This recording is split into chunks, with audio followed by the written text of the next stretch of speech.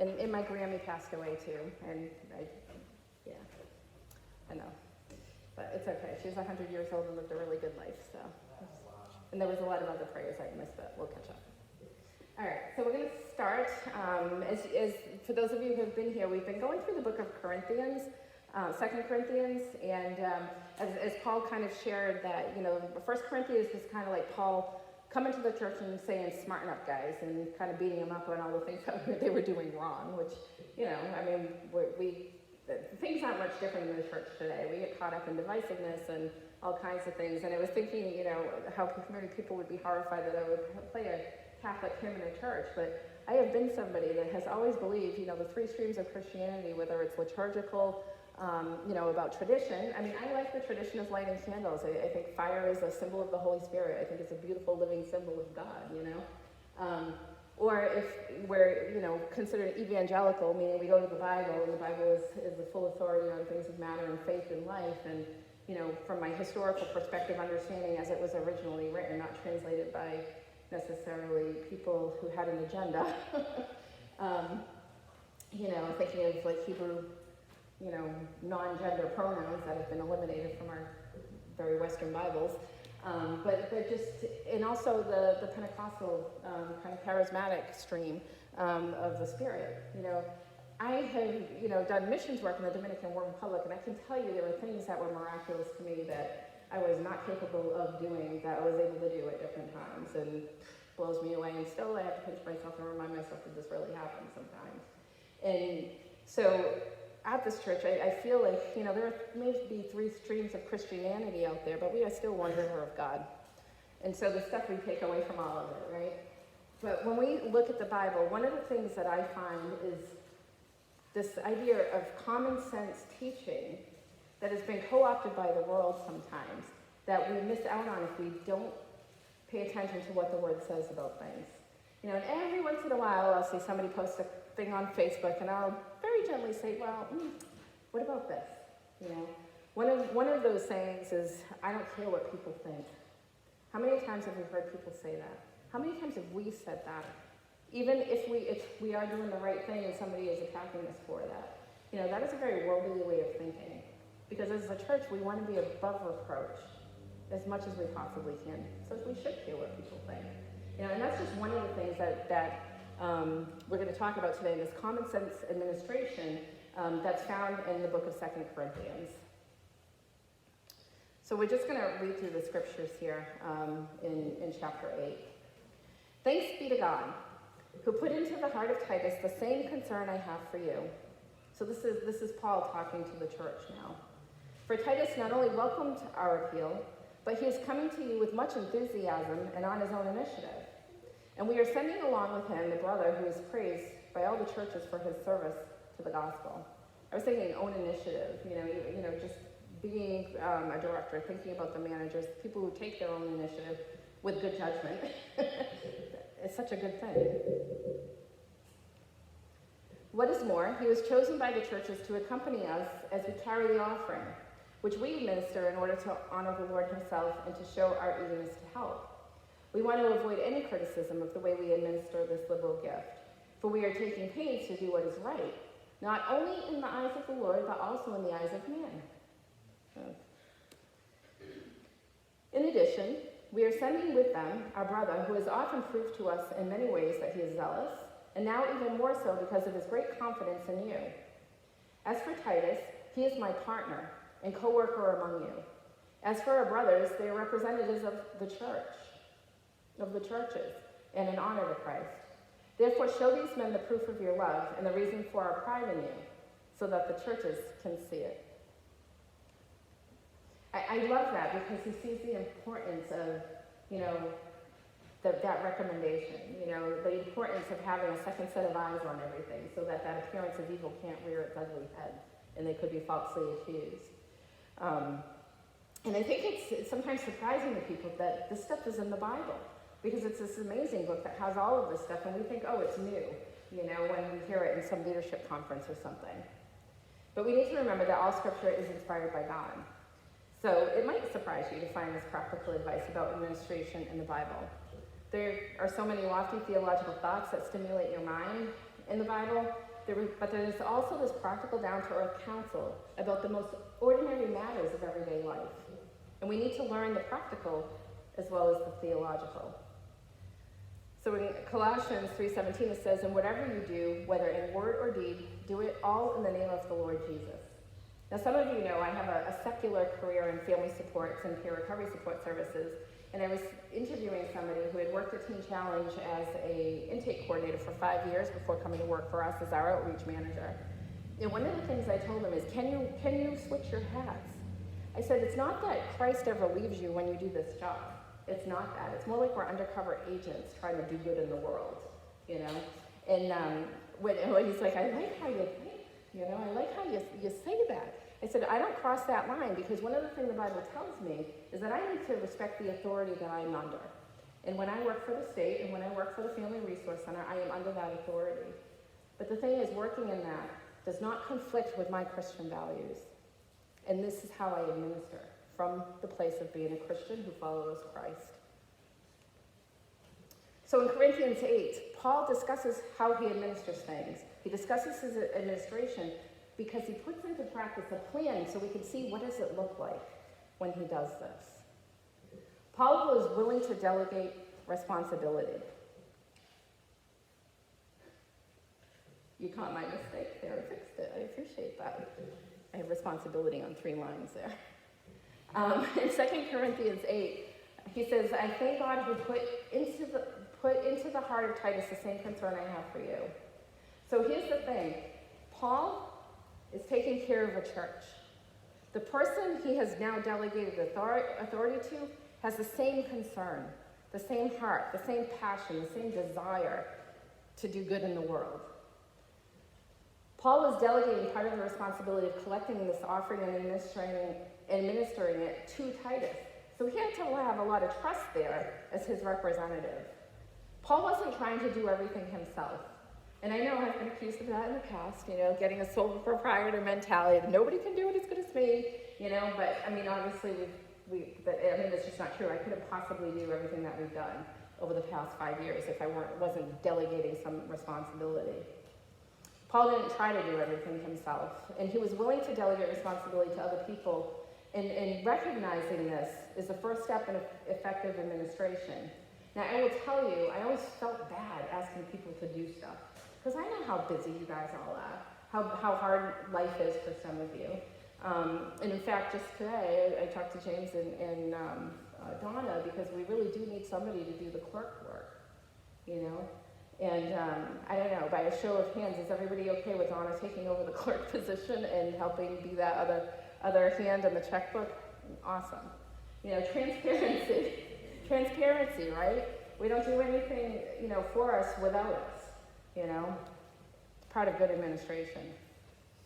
Delegating shouldn't be easy, really, until you learn the skill. And there's a number of reasons why. First of all, if you have humility, right, you should feel a little uncomfortable dictating to people what to do. You know, and we really do take a person-centered approach even to how we manage things. And I'm always looking to dig out, you know, from people, treating them as the resource and the expert on their own lives. What are you good at? You know, what works? What's really hard for me is to see somebody treat other people like a dictator. You know, there are times when I've had to do that and make the hard decision, but I've had to learn the skill over time. Because there are times, no matter how much pushback I get from, like our recovery coaches, for instance, they still have to report the data. You know, Yolanda's going to get to see firsthand why.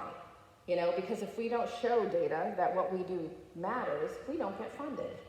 You know, so it becomes important. So there are sometimes I have to have that discernment to say, just like your mother, you're going to do it because I said so. Because after an hour of trying to, you know, draw out all the reasons why we have to do data, it just got to that point. But it's not easy. It is not easy telling people what to do if you possess humility. You feel uncomfortable. It almost feels egotistical.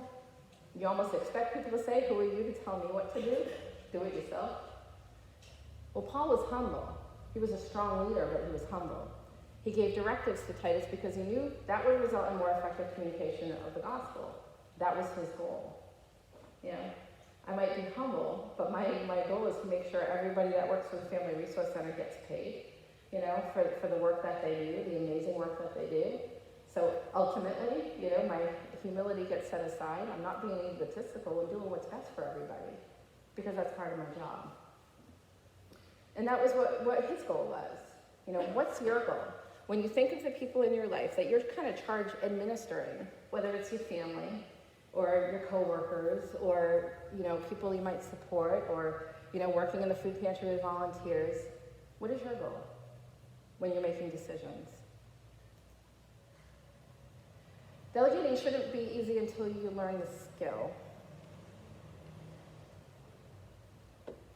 If you're conscientious. This is where I get into trouble, recognizing this whole proprietor mentality that nobody can do it as good as me kind of thing that sometimes rears its ugly head in me. You like to do it yourself sometimes. You want something done right? Do it yourself. How many times have you heard that? Yeah, too many. Oh, Tara, you've said it, haven't you? So have I. But we need to remember that that's the world's way. Because here's the thing, if we don't recognize potential in the people around us, we never give them a chance. If we do everything ourselves all the time, we're not training the next person up to expand the kingdom. That's something that I had to learn. I was actually in front of this congregation before COVID. We had about 40 people coming to church, I think, and it was just to the point where I couldn't manage this anymore. And I remember having a conversation with my friend Mark Warren, crying, saying, I think I'm done. I think they need to hire somebody else. They're going to call somebody else. I can't do this anymore, And then Paul showed up, and I feel like we can be conscientious to a point, but we have to recognize that it's not all about us. That tension that should live in us is that humility to know that we're insignificant. Everybody lives, everybody dies. Everybody's replaceable in worldly things. But we're also precious and unique in God's sight and so important to him. That tension should live in us. Delegating is not easy if you are egotistical. Now, I've seen in people that have had a heart to want to do ministry, but their ego gets in the way. And they don't figure it out that if God can't trust us with the little stuff, he's not going to trust us with the big stuff. It's just not going to happen. So when you tell me you're not willing to wash toilets, guess what? I've washed a lot of toilets in my time. When you tell me you're not willing to follow directions and put something together because, somebody else is going to do it for you, I'm sorry. Ego. Read the directions and figure it out. You know how to read. There's an old saying that it's amazing how much can we accomplish if you don't care who gets the credit. And I think that is so true. When you don't care who gets the glory for the accomplishments of what goes on, a lot can go on. Because it doesn't matter who gets the credit. I don't care that it's Yolanda that was asked to, hey, can you get Yolanda to be on the communications team? We really want her voice. Well, she's been out doing stuff for us. She's been working with PIC, the Parent Information Center. She's been doing parent cafes online, like all over the place, working with the Children's Trust, being willing to mentor other people in Manchester for nothing, and then getting rewarded on the back end, And Joy, of course, doing all kinds of stuff for people behind the scenes. And we do that for each other here. I had a hard time with the loss of Cody, just remembering, how he did firewood at your house. Like, I was trying to remember who was connected to him, that loved him. Yeah. So hard. But we didn't care who got the glory for his life preserved for, 5 or 6 years. Everybody pitched in. Those who want the glory may not want to share the spotlight, so they keep on doing it themselves. People get overcommitted. Sometimes they burn out. Sometimes they get that savior complex. And how many times, have my coaches and I talked about how, we are not responsible for people's lives or deaths. We can open doors for people to walk through. We can provide resources. Ultimately, recovery is up to them, and so is death. It's hard because we care, because we care. But we can't burn out in this work. If we take care of ourselves and recognize who's really in charge, that it's not about us. And it can never be about us. Again, that humility, being precious in God's sight and utterly replaceable at the same time. Delegating is not easy if you're a perfectionist. Work continues to flow to the most competent people. Have you noticed that? You know, people getting dumped on more stuff, until they drown. You know, we talk about job creep. You know, I think if you work in social services or have experience with that, you know, oh, the state wants you to do this now. Oh, the state wants you to do this now. The only reason why we have expanded is because that's what's happened. The work keeps growing and growing and growing, you know. But as an individual, think about that, you know. You want to be competent in your job, but you might have to have some voice to speak up, to say, I think this needs to be shared burden with somebody else. The reward of doing your job well is that you get more work very often, until you can submerge under it if you're not delegating to other people, or you become ineffective. And I think that's what I was struggling with in my conversations with Mark, is that I feel ineffective as a pastor because I can't get the church painted, you know? I mean, something silly like that can make us feel ineffective at times, or because the rugs aren't vacuumed all the time, you know, or because any number of reasons. You know, because I do a wedding and I see all the stuff still back there from 3 months ago or something, because I never get around to picking it up, you know. You can be handicapped when you stop being a perfectionist and not recognize that we're not expected to be the perfect one, only Jesus is. Take an eternal perspective, and then you recognize that nothing really is about us, but all about God's purposes. So if God's purpose is I will take care of the person that walks in, that needs a food box in that moment, and the wedding stuff got left behind and forgotten, you know what? I'm not being condemned for that.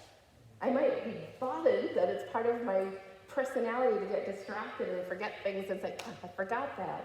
But I don't feel God's condemnation in that. I feel his grace, his mercy, because I know my heart intent is good. A good example of this is Moses as judge in Exodus 18. Moses had just led the children of Israel out of slavery, out of Egypt, and he was shepherding a huge group of people that had come across there, like 1 million people. And he had not learned to delegate, and I cannot even imagine what this would have looked like. I mean, you think about how mad we get waiting in a DMV line for, 20 minutes, right? But can you imagine everyday people would bring their petty problems to Moses, and they would actually stand in line for him to arbitrate. He would sit on the seat of judgment from dawn till dusk, dealing with every problem that people brought to him personally, by himself. And then he got a visit from his father-in-law. And I was thinking, the father-in-law in my life, it can be Paul sometimes, it can be Karen Welford sometimes, it can be Cheryl Pacapelli sometimes. We all need mentors to tell us when we're screwing up, when we're doing too much, when we're not paying attention to the people around us, when we get task-driven and forget our people focus. But they should be the wise role models and mentors that you allow that territory in your heart. Because what I have found is people don't know the whole story, and they want to mean well, and they may say things that is not in line with what God's really thinking. What you know is right, people want to tell you is wrong. What you know is a God idea, people want to tell you it's a good idea, but this is also a good idea and you should be doing this. And sometimes you have to dig heels in to stand your ground. I've had to do that in some of the relationships with people have some claim to authority in my life, but I've had to say, no, this is not of God. And I've had to dig in. And I have shared with people in my life, I am tired of digging in. And then we see a breakthrough, or I see a breakthrough. And I see another little breakthrough. And we start poking holes in that black veil that's over whatever it is. And all of a sudden there's hope. Now that hope is always there because we live in the hope of Christ. But sometimes we lose sight of it when we're just beat up. And we're tired. And we've had enough. But we get to that place of weakness and he meets us there. And I'm always reminded of that, like that song, Be Not Afraid. No matter what we face, he doesn't abandon us. Exodus 18:14, we notice that he asked 2 questions. One was about priorities. When his father-in-law saw all that Moses was doing for the people, he said, what is this you were doing for the people? Why do you alone sit as judge while all these people stand around you from morning till evening? Like, I could imagine saying, are you crazy? What is wrong with you? You think that you're the only one that can do this job, or what? One is about priorities. What are you doing for the people? The other was personal. Why are you doing it by yourself? Why? The scriptures goes on. And Moses answered him, because the people come to me to seek God's will. Whenever they have a dispute, it is brought to me, and I decide between the parties and inform them of God's decrees and laws. Moses' father-in-law replied, what you are doing is not good. And all I could think of is, that's how we write policies and procedures at the Family Resource Center, so that somebody else can do that job and I don't have to deal with it anymore. I can deal with the big things, you know? But if we have it written down and we, they had a law written down, or if we have, laws written down to follow, we should be having that responsibility to be aware of them and paying attention and recognizing them. But things happen. Like Joy and I just had a conversation about some of the guidelines around sharing information this morning. And to me, it's like this black and white thing, no release, no tucky, But then there's these shades of gray. Well, it was a house manager, it wasn't about necessarily substance use disorder, and I'm like, and we talk about this stuff. So Moses creates a leadership team. He creates a leadership team. Because now Joy knows the answer to that. She can guide somebody else. In Exodus 19:21, it says, listen now to me and I will give you some advice, and may God be with you. You must be the people's representative before God and bring their disputes to him. Teach them the decrees and the laws, and show them the way to live, and the duties they are to perform. But select capable men from all the people, men who fear God, trustworthy men who hate dishonest gain, and appoint them as officials over thousands, hundreds, 50s, and 10s. So you see, delegation happen. If you keep taking on more and more burdens, more and more responsibilities, eventually you will break under that load. Burnout will set in. You'll cry to your friend Mark and say, I can't do this anymore. You'll begin to neglect your family and neglect your church. You won't have any time for recreation. Life will not be enjoyable for you if you do not learn to determine what your priorities are and who can help you. So this week, Raponi is helping me by putting roof racks on my car so I can go out in my kayaks again. So I was thinking, what do I do for self-care? I think the whole pandemic thing just, had us not coming up for air for a while. It's like, okay, I gotta take care of myself. I'm in my 50s now. I don't want to die of a heart attack 10 years from now, or 5 years from now, or 2 years from now. I gotta take care of myself. Pay attention to my diet, exercise again. Pay attention. Exodus 18:24, we see that Moses listened to his father-in-law and did everything that he said. Some people probably complained, probably there was that talk or that Moses had gotten a fat head, or that he was seeking all the glory, or that he was unapproachable, because you can imagine if 1 million people are lining up, who actually gets to see him? But Moses withstood that load and listened to that counsel, and 40 years later, he's still there as their leader. He had learned to delegate during that time. So maybe you need to learn that in your position too. Do you delegate stuff? There are some things in my house I don't delegate, because truth is, my daughter is a little bit of a manipulator, I have to say, because she makes sure that when she does the dishes, everything's behind. There's always dirty dishes still on the clean side, so I end up doing them. And I just get so frustrated, I'm like, I'm just gonna do it myself, Shayla, you and I have that in common, I hear, no? What? And that's awesome, right? I'm just saying that no matter who you are or where you are, there are places where you are administering in your relationships, no matter what they are, How do you do it? Or maybe you're a complainer. Don't be a complainer. What I find is I used to complain, well, I still complain, about the garbage at my house. 3 times, the same trash, I've had to rebag. Before it was the bear, now it's this yellow dog that Daryl just thinks is so cute. So he pets the darn thing so it keeps coming back. Well, it's like, you know what? You need to move the boulder that keeps the bear out so that I can put it in, because this dog is making me crazy, So now that I've complained a little, recognize the error of my ways, I ask for help. Can you help me? Can you move the boulder? I'll put the trash in the container thing. I talk to Joy. Don't need the trash taken today. I've got a bucket thing now for my car. I just gotta get a dump sticker. I'm good. But that's the thing, a lot of times when we're complaining, instead of being the complainer, we can have grace, and we can have mercy. We can repent of our mouthy ways when we have them, and maybe do something about the problem. How we do it, we can follow Christ's way, or we can follow the world's way. We have choices, and it's always better to follow Christ's way. What we see in the scriptures is that Paul selected qualified personnel. This is probably the most important thing, in probably the most difficult part of administration. The right people can do the job, even if the administrator is weak. The wrong people will just mess it up regardless of how skillful the oversight. And Paul selected Titus. There were 4 characteristics that made Titus very effective in his role. And this is what I can say about good administrators, is that they look for these same 4 characteristics in the people that they hire. Now, I didn't know that you were going to be looking for a job, so I feel like there's a little bit of a cheat sheet now. Oh, shoot, that's funny. Titus had a cooperative spirit. That was one of the things about Titus. And I would say, looking at how our teams have kind of formed up, everybody looks out for each other 99% of the time. 2 Corinthians 8:16 says, I thank God who put into the heart of Titus the same concern I have for you. So we see that connection of purpose. Titus and Paul shared the same goal, they shared the same dreams, and they really shared similar ways of doing things. They weren't at odds in their objectives.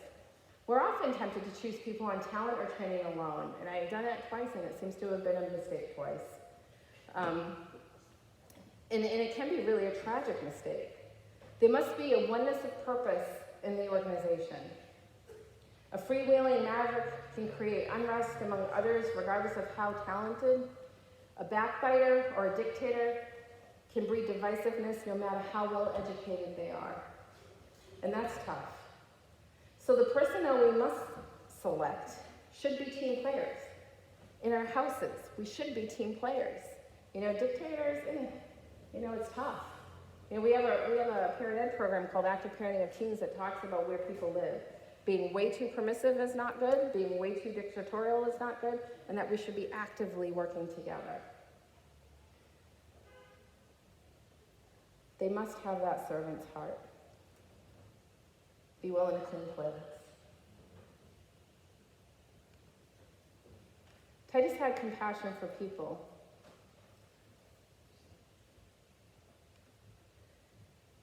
2 Corinthians 8:16, I thank God who put into the heart of Titus the same concern I have for you. Everybody from the volunteers to the executive director, the chairperson of the board, must know how to relate to people. A person could be a genius with computers and be able to read great, but if they alienate people, they create more problems than they solve. I can tell you, one of the reasons why I just say Donna Toomey is so amazing is, she was here doing spaghetti suppers and everything else, volunteering as we were getting the Family Resource Center up. And we had an individual who was addicted to heroin that was so sick, and he was in such bad shape. And literally, she allowed me to let him put him kind of like to bed in a bundle of clothing on the floor in her office, helping me get this kid Medicaid turned on so that we could get him into treatment. I mean, who does that? In this day and age, everybody, still looking sideways and saying, "Oh, they were escalated; they're not safe." You can't stay for an appointment. We still go through that today. Who does that? She happens to be on our board of directors, the president. Titus has a good track record. Corinthians 8:18, and we are sending along with him the brother who is praised by all the churches for his service to the gospel.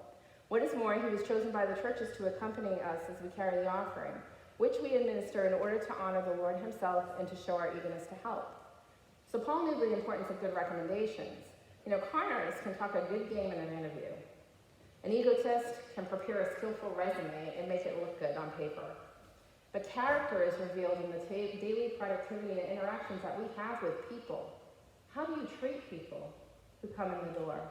Are you warm and friendly to everyone? Do you play favorites?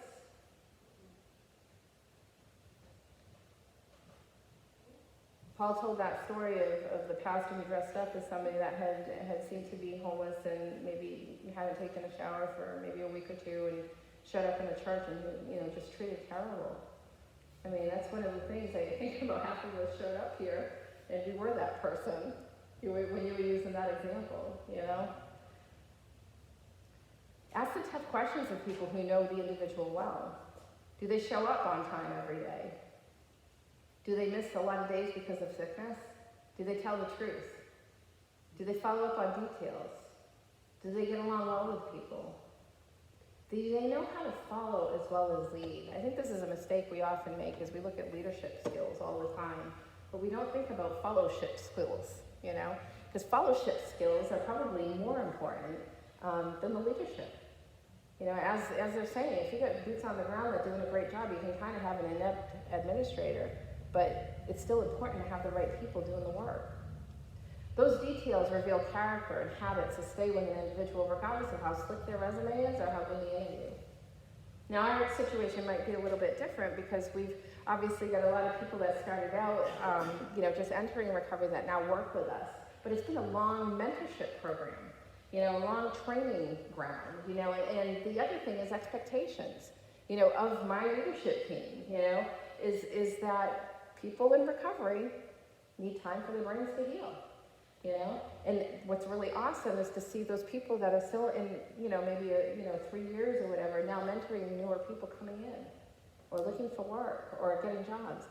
And I can tell you, even still, those that are being kind of brought up for more leadership still blow a gasket when they get their buttons pushed. They still cry in staff meetings. They still yell at me, and then come back the next day and we'll have a talk. How did that make you feel?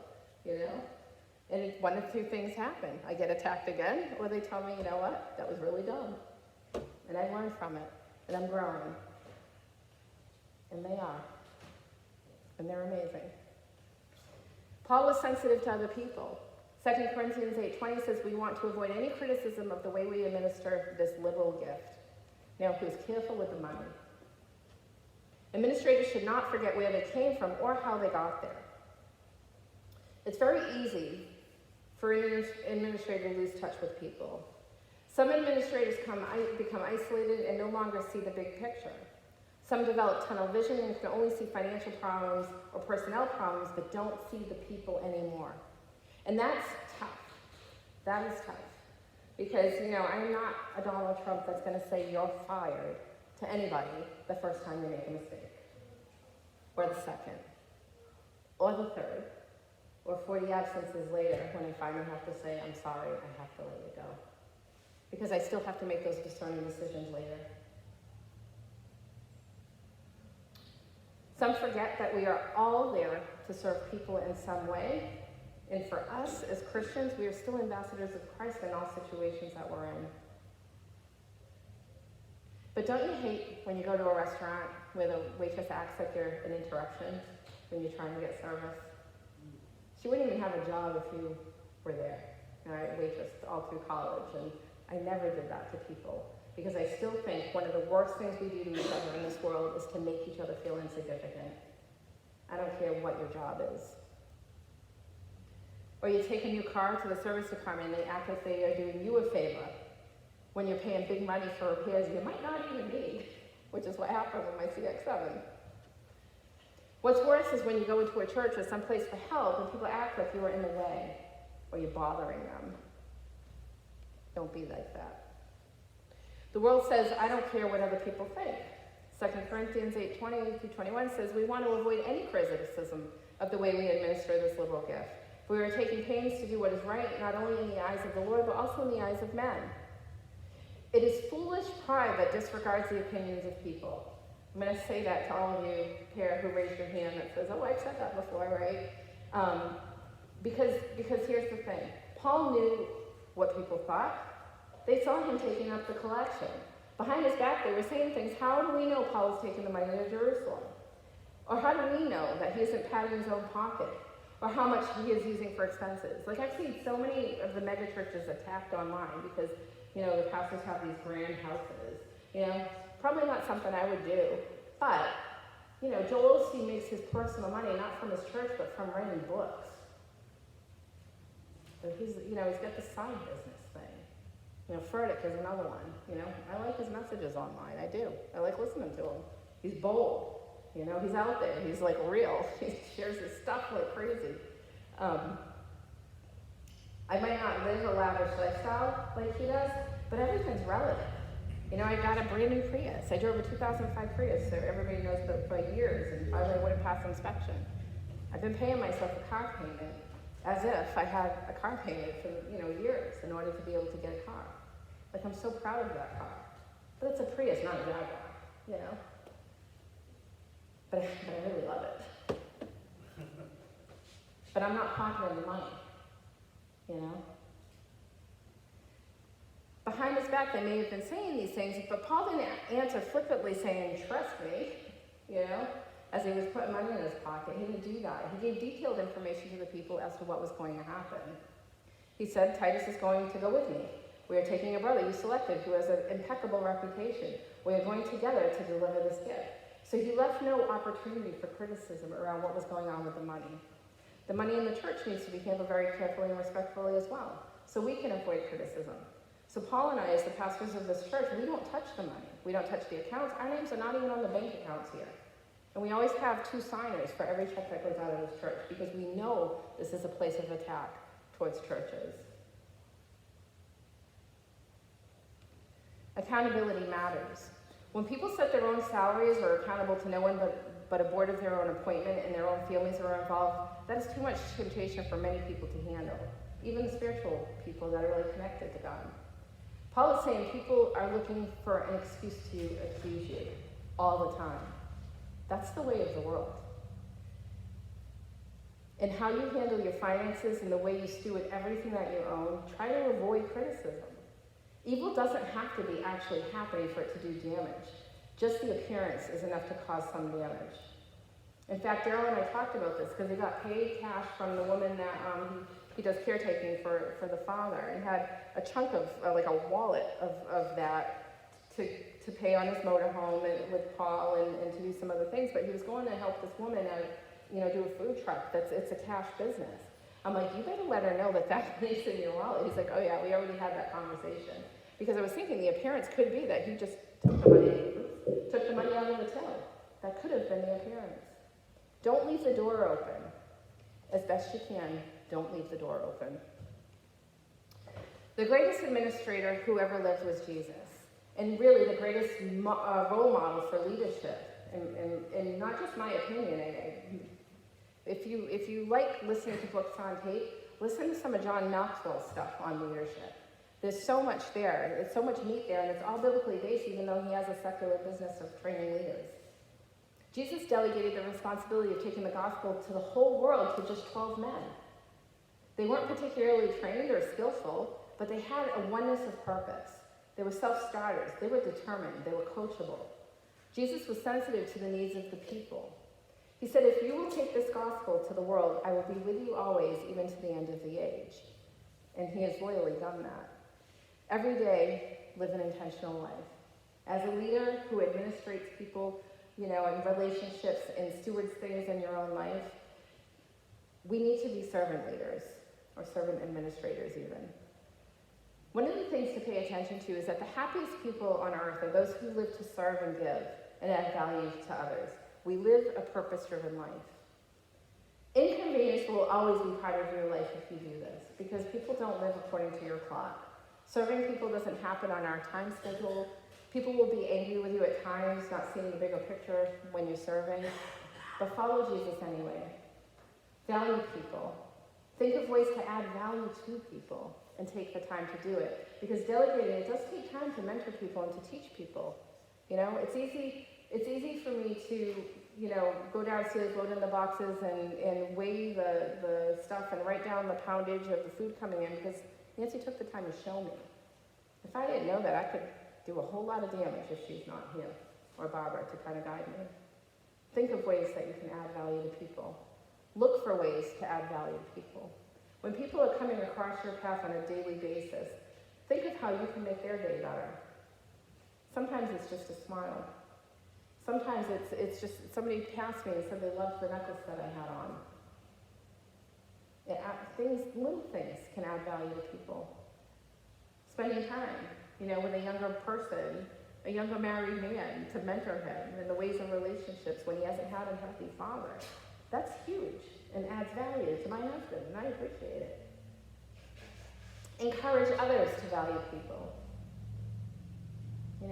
Yolanda has helped train up Sam and Kim, two new recovery coaches, in the Tilton office. And I was thinking about how she's encouraged others to grow up in this. She's added value to those people, but now she's encouraging them to do the same. And Joy and Sam are going to be up in Plymouth mentoring two new coaches. And it's like you throw that pebble in the pond and you watch the ripples go out, and it's a beautiful thing to think. Not only do you have the impact on the people that you see and all the people that they touch, but that you're training somebody else to do the same, and they're going to throw their own stones in the pond and watch it ripple out. Encourage others to value people. But think about this. Jesus valued people so much, he gave his life for all of us. He didn't delegate this, but did ask the question, and I thought this was interesting. He actually did pray in the Garden of Gethsemane, Lord, if it's possible, let this cup pass from me. And I think, how many times have we gotten there? That, God, I don't want to do this, but I will if you ask me. So he did delegate this and follow God unto death for us. And sometimes we whine a little bit about inconvenience. But he's loyal to us. There is this one thing that Jesus couldn't delegate for us because we're not perfect. He alone could go to the cross to die for our sins. He alone was perfect. He alone was worthy of dying for the sins of the world. And he went to the cross and took our place, your place and mine. In Mark, it says, whoever believes and is baptized will be saved. And I was thinking the other side to this coin. You can't delegate the decision to accept Christ to someone else either. There comes a time in your life when you have to accept or reject him. And it doesn't matter what your parents did or what your family is doing or what other people are doing. There comes a time when you have to decide, am I willing to accept Jesus as my personal Savior and follow him, rejecting Satan and all his works? And for me, that was like a hard thing to understand, because growing up in the Catholic Church, I just grew up with faith. I didn't understand this idea of making a conscious decision, because, it's like I can't remember a time where I didn't believe in God, But I know it's different for a lot of people who haven't had that same experience as I have. And I think you can learn about all of this, but at some point, you just take that leap of faith. For me, I would say in college, I probably went through that stage of kind of exploring other religions and kind of looking at what other people were doing and, does this make sense? Is this a crutch or whatever? But eventually, if you do your research, there's something that, I think it was Thomas Aquinas that talked about a principle of sufficient reason. And I can remember sitting in my yard, looking at a pine cone, looking at the symmetry of it, thinking one little tiny seed grew this big tree that I'm looking at, and look how perfect this pine cone is. And how can you not believe in an intelligent design of this planet when you look at stuff like that? So for me, I had to take that leap. Principle of sufficient reason. I'm over time. That was my warning to look at the clock. All right. There comes a time when you have to decide. Am I willing to stand up and make that confession? Am I willing to be baptized into him, that he will be my substitute on the cross, and accept it? And I think, when we look at all of this stuff, wisdom, discernment, the renewing of the mind, all of these principles are found in the Bible for good leadership, for good administration. And if you are charged as an administrator in your work, your home, your family, among your friends, don't be fooled into the world into wrong thinking because it sounds good. Always ask yourself, what does the word say? So that you're following the right role models when you're tasked with administration.